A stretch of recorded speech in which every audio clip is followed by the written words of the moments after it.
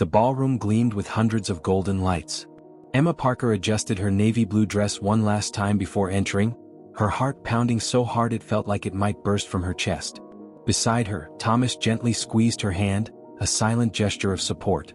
3 years had passed since Michael, her ex-fiancé, had abandoned her upon discovering she was just a nursing assistant with impossible dreams of becoming a doctor.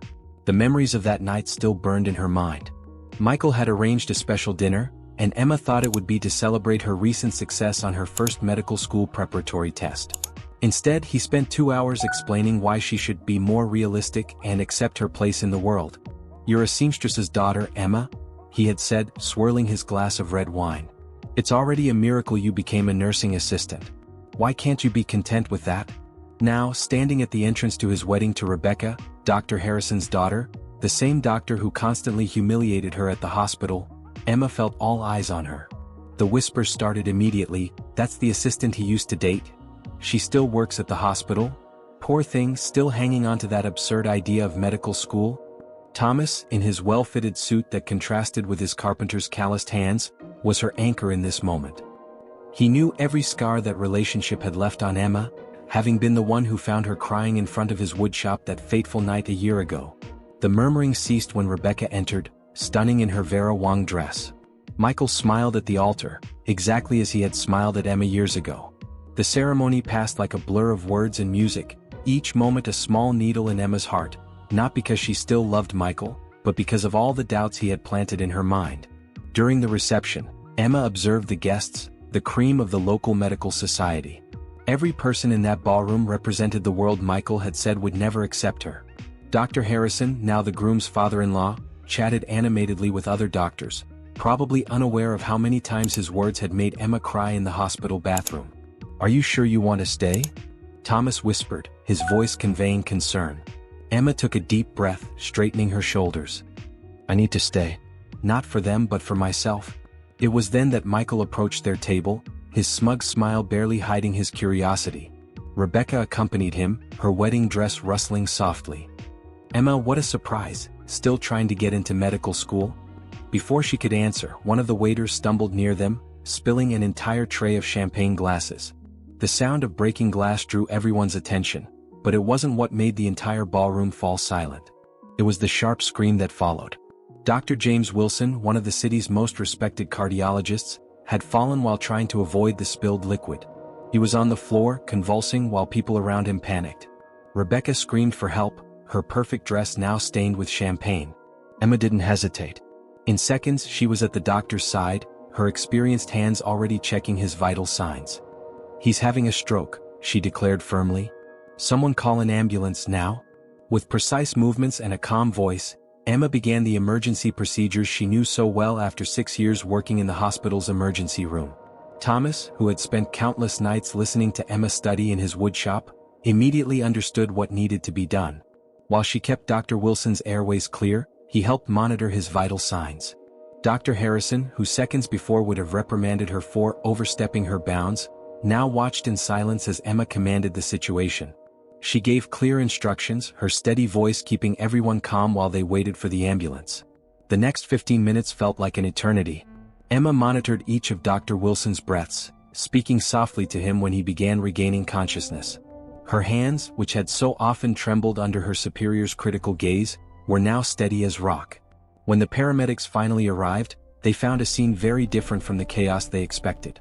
The patient was stable, the situation under control, and a nursing assistant whom everyone had underestimated was in charge. "Excellent work," said the head of the rescue team, clearly impressed. "Are you a doctor?" Emma felt the weight of every gaze upon her. Michael, Rebecca, Dr. Harrison, all those who had doubted her waited for her answer. "Not yet," she replied, holding her head high. "But I will be." Thomas drew closer as the paramedics prepared Dr. Wilson for transport. His hands, which hours earlier she had admired delicately working wood, now held hers with pride. "This is why I fell in love with you," he said, loud enough for everyone around to hear. "Your strength isn't in what others say you can or can't be, but in what you already are." Emma felt tears forming in her eyes, but these were different from the tears of humiliation she had shed 3 years ago when Michael abandoned her. These were the tears of someone who finally understood that sometimes we need to lose what we thought was love to find the true meaning of that word. When she and Thomas left the party later, the sun was beginning to set, painting the sky in shades of pink and gold. The same sky Emma had gazed at 3 years ago, crying over the loss of a love she now realized had never been true. "You know," Thomas said while driving back to town, "that oak piece I was working on when you first showed up at my woodshop? I just finished it this morning." Emma smiled, remembering the night she had stumbled into Thomas's woodshop, soaked with rain and devastated after another day of humiliation at the hospital. How he had transformed a seemingly ruined piece of wood into something beautiful, just as he was helping her transform her own life. "You showed me that sometimes we need to be broken to discover our true strength," she said softly. "Just like that piece of oak." The car drove into the night, leaving behind the ballroom and all the doubts that had once threatened to suffocate Emma's dreams. Ahead, the city lights shone like an invitation to a new chapter, a new story she would write not just as the future doctor she had always dreamed of being, but as someone who had finally found her true worth. Thomas's woodshop was a haven of peace amid the city's chaos. The scent of freshly cut wood mingled with the fresh coffee he always kept brewing. It was hard to believe it had been a year since Emma had stumbled into that place, drenched by rain and heartbroken. That fateful night, she had just finished another exhausting shift at the hospital. Dr. Harrison had been particularly cruel, humiliating her in front of a room full of residents for suggesting a change to a routine procedure. The fact that she had been right only seemed to irritate him more. "Who do you think you are?" he had bellowed. "A nursing assistant trying to teach medicine? Know your place." Emma had run out of the hospital, her tears mixing with the rain that fell mercilessly. Her feet carried her aimlessly until she saw a welcoming light coming from a small woodshop. Thomas was closing the store when he saw her standing on the sidewalk, shaking from cold and emotion. The first week after that encounter was marked by hesitant visits. Emma initially used the excuse that she needed a quiet place to study. Thomas pretended to believe her, always having a cup of coffee ready and an attentive ear for her hospital stories. Days turned into weeks and the visits became a comfortable routine. Emma discovered that Thomas had inherited the woodshop from his father after a family tragedy. He too knew well the weight of expectations and others' judgments. Many said he was too young to run a business, that he should sell everything and look for a real job. "How do you handle it?" Emma asked one night, watching him work on a particularly difficult piece. "With people saying you're not capable?" Thomas paused his work, wiping the sweat from his forehead with his forearm. "I learned that people will always have opinions about our dreams. But at the end of the day they're our dreams, not theirs." The woodshop gradually transformed. A new lamp here, a shelf there, small changes Thomas made with Emma's comfort in mind. She began to notice how he paid attention to her study habits, adapting the space to better suit her needs. Challenges, however, were quick to appear. The hospital remained a hostile environment for Emma. One day she arrived at the woodshop particularly shaken. A patient had passed away, and Dr. Harrison had insinuated that she could have done more if she wasn't too busy dreaming of being something she would never be. "Sometimes I think he's right," Emma confessed, tears silently rolling down her cheeks. "Maybe I'm fooling myself." Thomas set down his tools and approached her. Without saying a word, he picked up a seemingly ruined piece of wood and began working it. Under his skilled hands, the imperfections transformed into unique and beautiful patterns. "See how each mark tells a story?" he said softly. "It's our scars that make us unique. Every no you receive, every obstacle you overcome, is shaping you to be exactly the doctor your future patients will need." The following months brought a routine they both came to love. Emma studied at her special desk, occasionally looking up to watch Thomas work. He fascinated her, the way his rough hands could be so delicate when handling wood, how his eyes sparkled when he talked about his craft. Thomas, in turn, found himself increasingly enchanted by Emma's determination. He watched her study late into the night, memorizing complex medical terms, never giving up even when exhaustion was evident in her eyes. The first moment of true intimacy between them happened during a particularly heavy storm. Emma had arrived at the woodshop soaked, shivering from cold. Thomas, without hesitation, wrapped her in his work coat, the scent of wood and his cologne mixing in a way she would never forget. "You need to take care of yourself too," he said, his voice softer than usual. "I can't have my favorite medical student catching a cold." It was in that moment that Emma realized her feelings for Thomas had transformed into something deeper. It wasn't just gratitude or friendship, it was something that made her heart race every time he smiled, that made the air lighter whenever he was around. The challenges kept coming.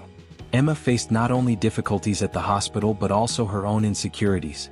The ghost of her previous relationship with Michael still haunted her, making her question whether she deserved the happiness she was beginning to find with Thomas. One particularly difficult night, after an exhausting shift, Emma arrived at the woodshop in tears. Thomas was working on a special piece, but immediately dropped everything when he saw her. "Dr. Harrison said people like me will never be accepted in the medical world," she sobbed. "That I'm wasting my time and everyone else's." Thomas was silent for a moment, then took her hand and guided it to the piece of wood he was working on. "Feel these grain lines? These marks that seem like imperfections?" He guided her fingers across the surface. "They're exactly what makes this piece unique. It's our struggles that define us, Emma. Don't let anyone tell you otherwise." It was on that night they kissed for the first time. It wasn't a planned or dramatic kiss, it was as natural as the sunset, as inevitable as the changing of seasons. Thomas's lips tasted of coffee and promises, and for the first time in a long while, Emma felt she was exactly where she belonged. Their lives intertwined like the wood grain that Thomas loved to work with. Every challenge faced at the hospital was balanced by moments of peace in the woodshop. Every doubt about her abilities was met with Thomas's unconditional support. He was there when she received her acceptance letter to the residency program, celebrating with her until dawn. She was there when he won his first artistic woodworking award, proud of how he had proven all the critics wrong. And now, after the incident at Michael's wedding, as they drove home under the starlit sky, Emma finally understood that sometimes we need to get lost to find our true path. Sometimes, it's in the strongest storms that we discover our true strength. Thomas drove in silence, occasionally casting loving glances in her direction. Emma smiled, thinking about how that rainy night at the woodshop had changed her life. Not just because she had found Thomas, but because she had found herself again. "What are you thinking about?" Thomas asked softly. "About how sometimes the best gifts come wrapped in the worst storms," she replied, squeezing his hand. "And how grateful I am that I stumbled into your woodshop that night." The impact of the wedding incident spread quickly through the hospital. Dr. Wilson, one of the city's most respected cardiologists, had not only survived thanks to Emma's quick intervention but had become her strongest advocate. His visit to the hospital the next morning caused an unprecedented stir in the nursing department. "Where is Miss Parker?" His authoritative voice echoed down the corridor. "The young woman who saved my life yesterday." The silence that followed was deafening. Dr. Harrison, who was passing through the corridor at that moment, stopped abruptly. His eyes narrowed as he watched Emma emerge timidly from among the other nurses. "Dr. Wilson, it wasn't necessary," Emma began but was interrupted. "Necessary? My dear, you not only identified a stroke in progress but coordinated the entire emergency response with the competence of an experienced physician. I came personally to thank you and inform you that I've recommended your name for the medical residency program." The news spread like wildfire. The corridors hummed with whispered conversations. Some celebrated her achievement, seeing in it the hope that talent and dedication could overcome social barriers. Others, silently led by Dr. Harrison, saw the situation as an affront to the established system. In the weeks that followed, the atmosphere in the hospital changed dramatically. Younger nurses began seeking Emma's guidance, residents discreetly consulted her on difficult cases, and even some experienced doctors began treating her with newfound respect. Dr. Harrison, however, intensified his campaign of hostility. He began assigning Emma to the most difficult and unpleasant cases, clearly hoping she would make a mistake. During team meetings, he made a point of questioning her about complex procedures, trying to expose any flaw in her knowledge. "Don't get carried away by this moment of fame," he warned her one day, his falsely paternal tone masking the underlying threat. "Chance incidents don't change who you really are." But Emma had changed. The wedding incident had proven not just to others, but mainly to herself that she was on the right path. The nights at the woodshop with Thomas took on a new purpose. It wasn't just about studying anymore but about building a future. Thomas had transformed an entire corner of the woodshop into a study space for Emma. Carefully crafted shelves displayed her medical books, a specially designed desk accommodated her study materials, and a handcrafted lamp provided perfect lighting for her long study nights. "You should have seen Michael's face," Thomas commented one night, while working on an especially delicate piece. "When you started giving orders during the emergency, he looked like he had swallowed a whole lemon." Emma laughed but quickly grew serious. "You know what's funny? 3 years ago when he broke up with me he said I was being unrealistic. That people like me should accept their place in the world. Now, seeing him at the wedding, I realized he's the one living in a limited world." Their relationship flourished during this period of turmoil. The woodshop became more than a refuge, it was a laboratory where two different dreams intertwined. Thomas began studying basic medical concepts to better help her, while Emma learned about different types of wood and restoration techniques. One night, after a particularly difficult shift where Dr. Harrison had been especially cruel, Emma arrived at the woodshop in tears. Thomas was working on an antique piece, a cradle that had belonged to a traditional family in town. "Come here," he called, extending his hand. "I want to show you something." Emma approached, wiping away her tears. Thomas guided her hands over the cradle's wood, letting her feel the imperfections and marks of time. "This piece is over 100 years old," he explained. "When it arrived here, many would say it wasn't worth restoring. Too much work, too damaged. But look at this." He turned the cradle, showing an intricate restoration work he had begun. Each mark tells a story. Each imperfection is a testament to its resilience. The tension at the hospital reached its peak when Dr. Harrison made a serious error during an emergency procedure. Emma, who was assisting, immediately noticed the error in medication dosage. Years ago she would have stayed quiet, but now it was different. "Dr. Harrison," she called firmly, "the dosage is too high for the patient's weight." The silence that followed was cutting. Harrison turned slowly, his eyes flashing with anger. "How dare you question my prescription?"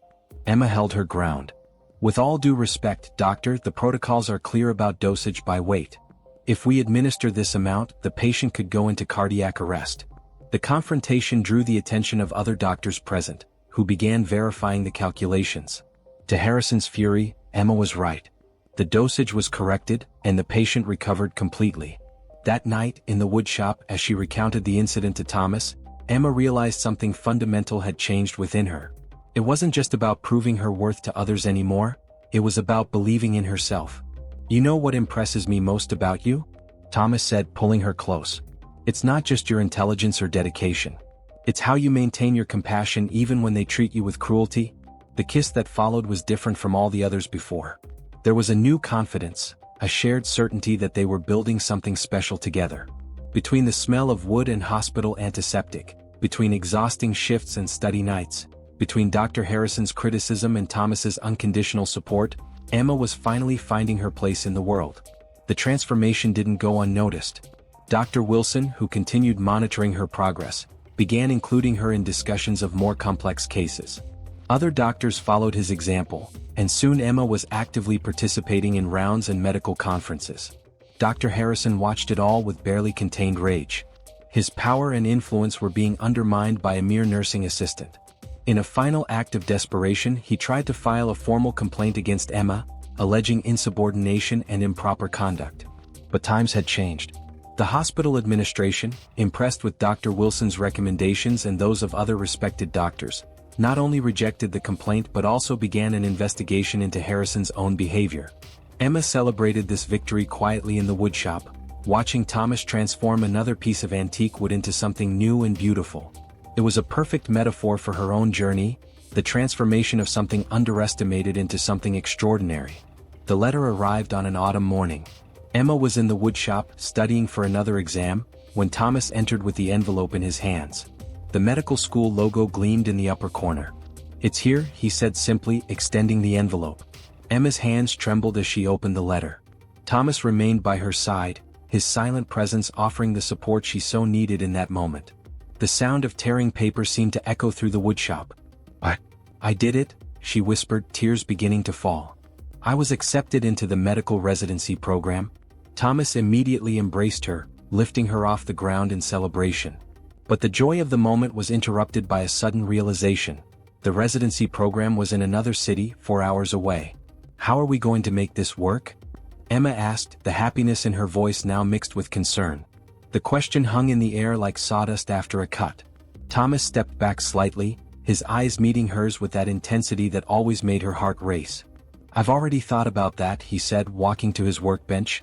From a drawer he pulled out some papers. "I've been researching commercial properties in that area. There are some woodshops for sale, and with my experience—" Emma interrupted him with a kiss. "You would do that? Leave everything here for me?" "Emma," Thomas held her face between his hands, "this woodshop isn't just a place, it's a dream. And as you taught me, dreams can be transported, transformed, rebuilt. Like a piece of wood that gains new life under the right hands." The following months were a whirlwind of preparations. Thomas began visiting potential locations for his new woodshop, while Emma prepared for the start of her residency. The news of her departure caused different reactions at the hospital. Dr. Wilson organized a small celebration in the cardiology department. "You're going to be an extraordinary doctor," he said, handing her a new stethoscope. "Never forget the day you saved my life, not because of technique, but because of the courage to act when necessary." Dr. Harrison, on the other hand, couldn't hide his satisfaction in seeing her leave. "Finally, we'll have some peace around here," he commented loud enough for her to hear. "Let's see how long she lasts in residency." The move brought challenges they hadn't expected. The new city was bigger, busier, less welcoming than their hometown. The apartment they rented was small, and the first months were difficult while Thomas established his new woodshop. Emma faced exhausting residency shifts, often coming home only to collapse into bed. Thomas also spent long hours working to establish his reputation in a new market. But even on the hardest days they found ways to maintain their connection. Thomas transformed a corner of the apartment into a small office for Emma, complete with a desk he made himself. Emma, in turn, dedicated her rare days off to helping him in the new woodshop, learning more about his craft while sharing coffee and conversations. "Sometimes I feel like I'm overwhelming you," Emma confessed one night, after a particularly difficult shift. "You left everything behind because of me?" Thomas stopped his work, he was restoring an old dresser, and approached her. "Remember what I told you about antique wood? That sometimes we need to completely deconstruct something to create something even more beautiful? That's exactly what we're doing with our lives." The adaptation to the new city was gradual. Thomas began building a loyal clientele, impressing people with his meticulous work and attention to detail. Emma, in turn, stood out in her residency, her experience as a nursing assistant providing a unique perspective that her colleagues didn't have. One night, after a particularly challenging day for both of them, they sat on the apartment's small balcony, sharing a cup of coffee. The sun was setting over the city, painting the sky in shades of orange and pink. "You know what's funny?" Thomas commented, watching the horizon. "When I started in woodworking after my father passed away, many said I was making a mistake. That I should sell everything and look for a real job. Now, looking back, I see that was just the first of many decisions that brought me here." Emma squeezed his hand. "And do you regret any of them?" "Not for a second," he replied, kissing her forehead. "Every decision, every change, every challenge brought us exactly where we needed to be." Their life found a new rhythm. The days were long and tiring, but the nights were theirs. Emma shared stories about her patients, while Thomas showed photos of the pieces he was restoring. Their worlds, seemingly so different, intertwined in surprising ways. One afternoon, Emma received an unexpected call. It was Dr. Wilson calling to see how she was adapting. During the conversation, he mentioned that Dr. Harrison had been removed from the hospital after multiple complaints of workplace harassment. "You open many doors, Emma," Dr. Wilson said. "Not just for yourself but for others who will come after. Sometimes we need someone brave enough to take the first step." That night, Emma shared the news with Thomas while he worked on his newest creation, an intricately carved jewelry box. "It's funny," she reflected, "how life has its own ways of delivering justice." Thomas smiled, continuing his delicate work on the wood. "As I always say, every piece tells a story. Ours is just beginning." And so, between hospital shifts and woodworking projects, between shared coffees and realized dreams, Emma and Thomas built their life together. It wasn't always easy, but it was theirs, a love story forged in challenges and strengthened by the determination of two hearts that refused to accept limits imposed by others. The medical residency was more challenging than Emma had imagined. The night shifts seemed endless, and complex cases tested not just her knowledge, but her emotional resilience. In her third month, she faced her first major crisis. It was a rainy night when they brought in Sarah, a 6-year-old girl with a serious cardiac condition. Emma was on her first solo pediatric shift, and the case quickly became critical. The hands that once trembled with insecurity now worked with surgical precision. "We need to stabilize her now," Emma ordered the nursing team, her firm voice masking the fear she felt inside. For 3 hours, she fought to keep Sarah alive, applying all the knowledge she had accumulated over the years. When the sun rose, Sarah was stable, and Emma finally allowed the tears to fall. They weren't tears of sadness or fear, but of relief and fulfillment. She had saved her first life as a resident physician. Thomas found her in the hospital parking lot, her eyes red from crying, but with a radiant smile on her face.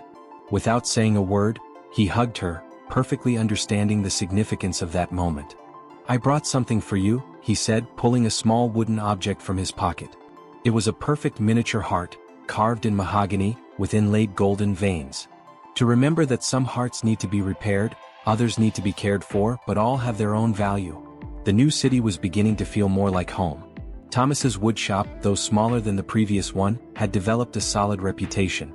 His restoration work attracted clients from all over the region, and he had begun teaching young people interested in the craft.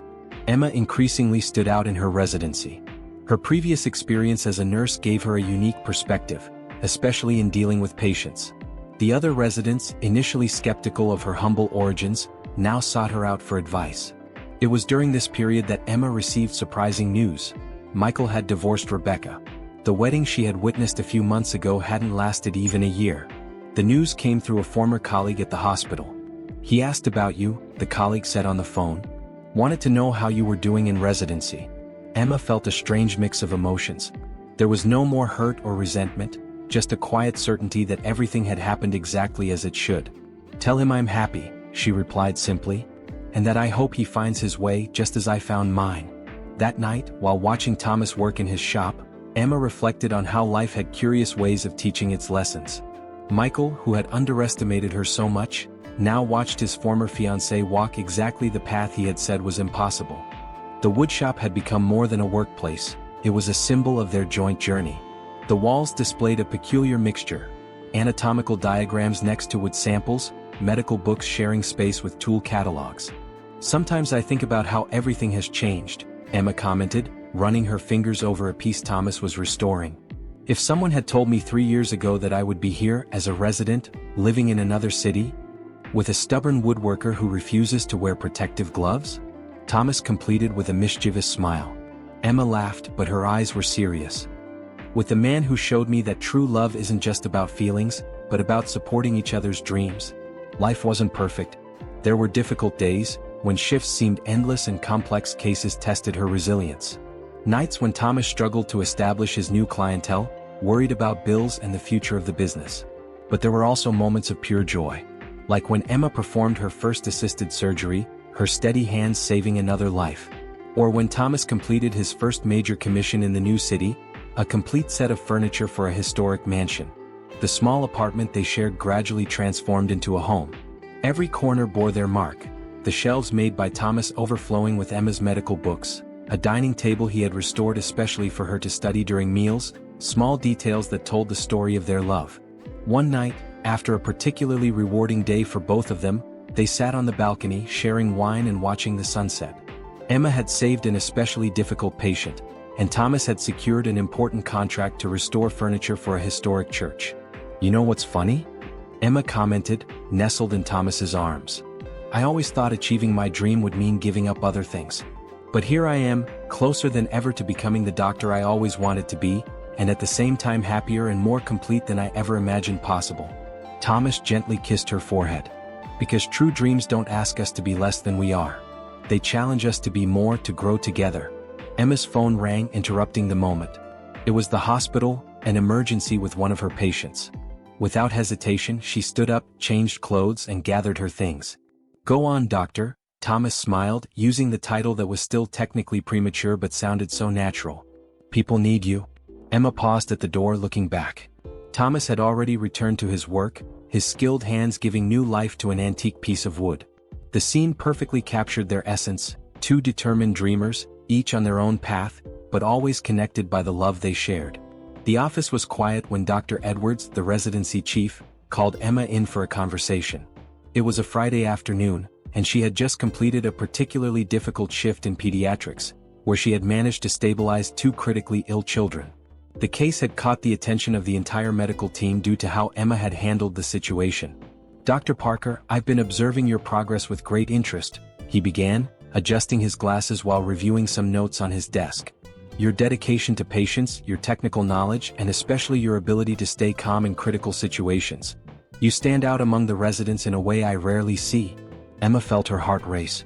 It was rare to receive praise from Dr. Edwards, known for his rigor and high expectations. In his 30 years of career, he had trained some of the country's best surgeons, and his approval was considered an exceptional honor. That's why I'd like to offer you a unique opportunity, he continued, leaning forward in his chair.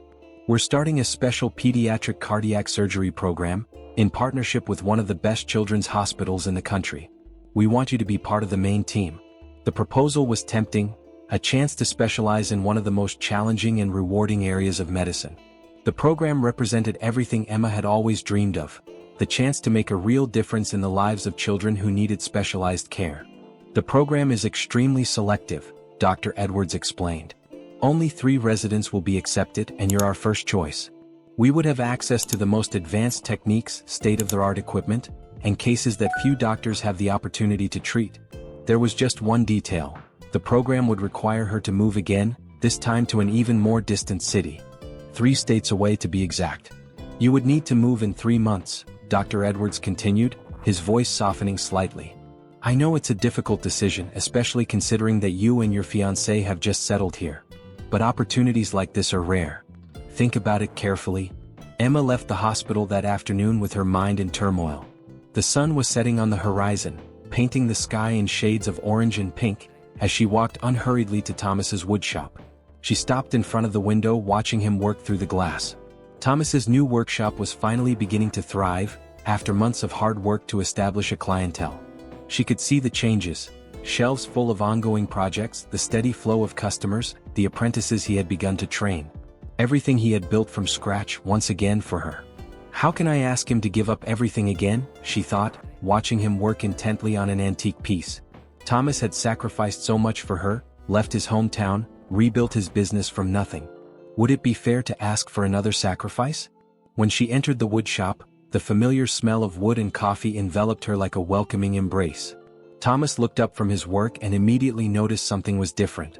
After so much time together, he could read every small change in her expression. What happened? He asked, wiping his hands on his apron as he approached. Emma explained the situation, her words coming out rushed, mixed with contained tears. She talked about the proposal, about the program, about the necessary move. Thomas listened in silence, his face unreadable, only nodding occasionally. It's an incredible opportunity, she concluded, her voice trembling. But I can't accept it. You've just established the woodshop here, you're finally gaining recognition. Your apprentices, your clients? Thomas gently interrupted her. Emma, come here. I want to show you something. He led her to the back of the workshop, where a door always remained closed. It was the only part of the woodshop that Emma had never explored. She respected Thomas's private space, assuming it was just storage. Remember when you told me about your dream of opening your own clinic someday? He asked, searching for a key in his pocket. A place where you could treat underprivileged children, make a real difference. Emma nodded, confused by the change of subject. Thomas opened the door, revealing a room illuminated by the soft late afternoon light. The space was full of furniture in various stages of restoration. Some pieces almost finished, others still in the early stages. Every piece here, he explained, walking among the furniture with evident pride, was bought at auctions or donated by clients. I've been working on them in my spare time, saving the money from sales in a special account. Emma looked around, impressed by the amount of work there.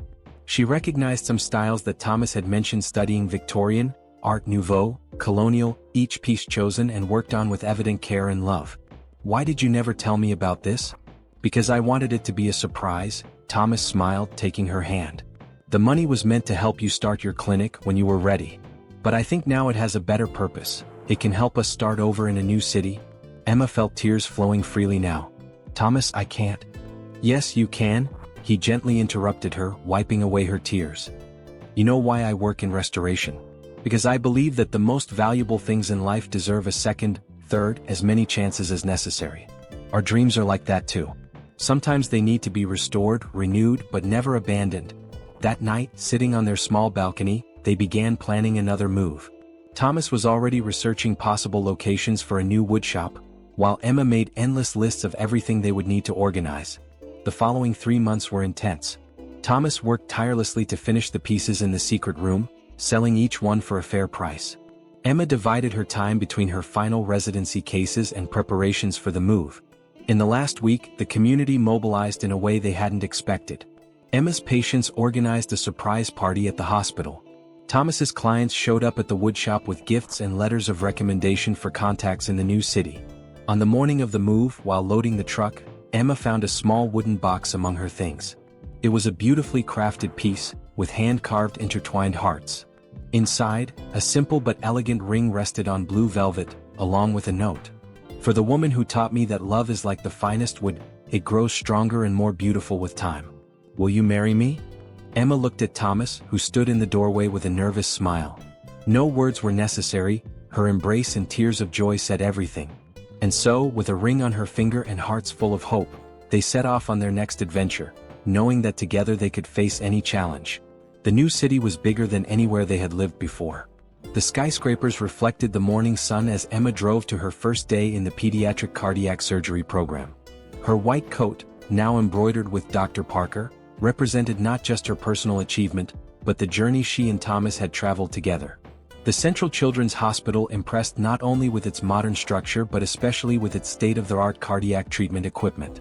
At the entrance to the surgical center, Emma was greeted by Dr. Sarah Matthews, program director and one of the country's most respected cardiac surgeons. "Welcome to the program, Dr. Parker," Dr. Matthews said, guiding her through the corridors.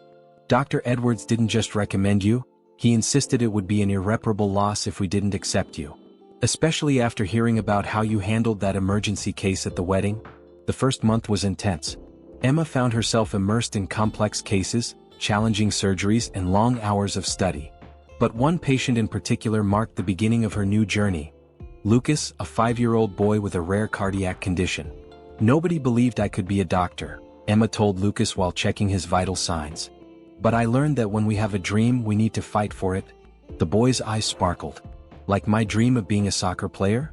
"Exactly," Emma smiled, adjusting her stethoscope. "First we'll fix this little heart, and then you'll score many goals." Lucas's surgery lasted 8 hours. Emma watched Dr. Matthews perform procedures she had only studied in theory, her hands moving with millimetric precision. When the small heart began beating again with renewed strength, Emma felt tears of emotion running behind her surgical mask. Meanwhile, across the city, Thomas was also facing his own challenges and achievements. The new woodshop, although smaller than the previous one, was strategically located in a historic district. The space required a lot of renovation work, but Thomas saw potential in every corner. "It's like an antique piece waiting to be restored," he explained to the first customers who appeared. "Sometimes we need to look beyond the surface to find true beauty." His reputation began to grow quickly.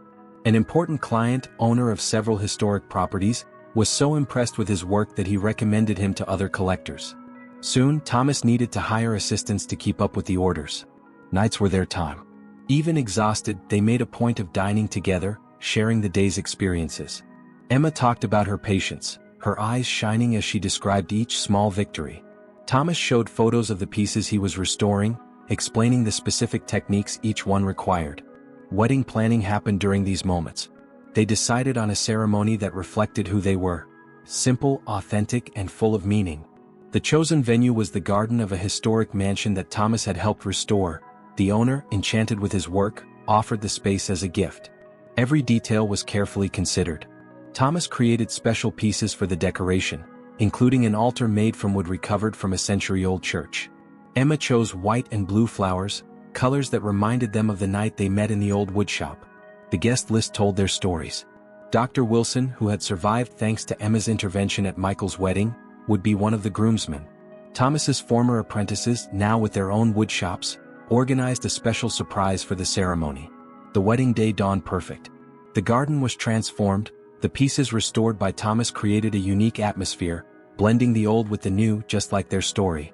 Small heart sculptures, handmade by Thomas, decorated each table, symbolizing the union between art and healing.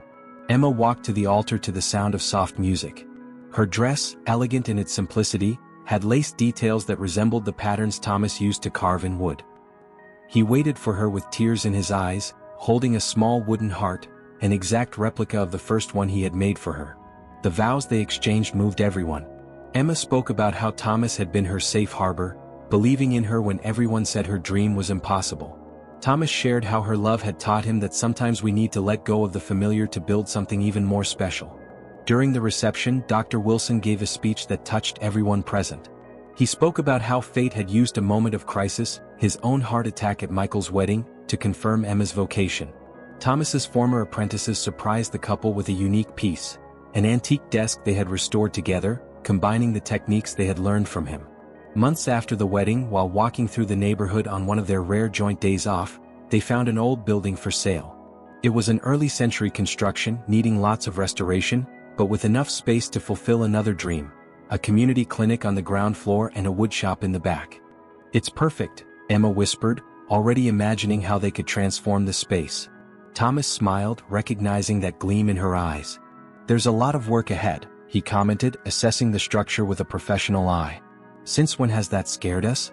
Emma replied, squeezing his hand. With the help of a loan and their saved money, they bought the building. The restoration took months of dedicated work.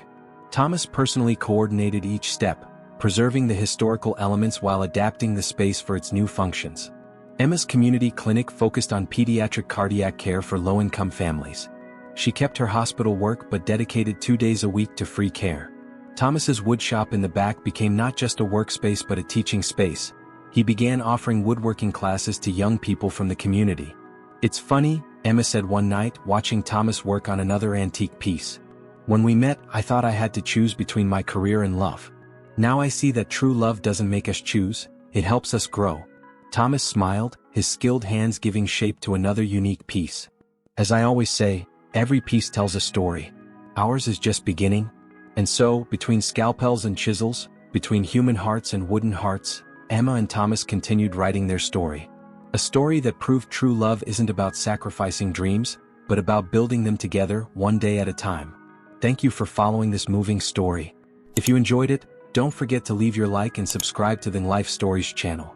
Your comments are very important to us. Tell us what you thought of this journey of love and perseverance. Until the next story.